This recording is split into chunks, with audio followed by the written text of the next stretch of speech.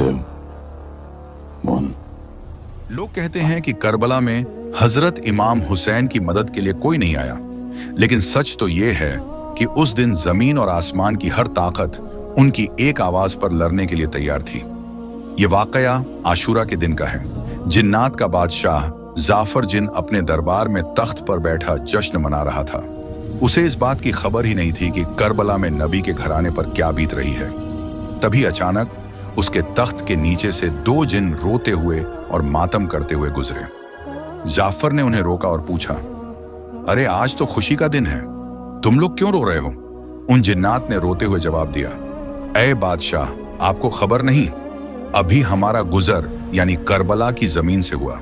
वहां हमने देखा कि रसूल अल्लाह के प्यारे नवासे हुसैन इब्ने अली खून में लथपथ हैं। उन पर तीरों की बारिश हो रही है और वो सजदे में हैं। ये सुनते ही जाफर जिन के पैरों तले से जमीन खिसक गई। उसने फौरन जश्न को रोका, सर से ताज उतार फेंका और जंगी लिबास पहन लिया। उसने अपनी तलवार निकाली और जिन्नात के एक बड़े लश्कर को लेकर हवा से भी तेज रफ्तार में करबला की तरफ दौड़ा। जाफर कहता है, जब मैं करबला की फिजाओं में पहुंचा तो मैंने एक अजीब मंजर देखा। वहां सिर्फ यजीदी फौज नहीं थी, बल्कि आसमान से लेकर जमीन तक फरिश्ते, अंबिया और जिन्नात की कतारें खड़ी थीं। वो सब अपनी बारी का इंतजार कर रहे थे कि इमाम हुक्म दें तो वो दुश्मनों को खत्म कर दें। भीड़ इतनी थी कि जाफर को रास्ता नहीं मिल रहा था।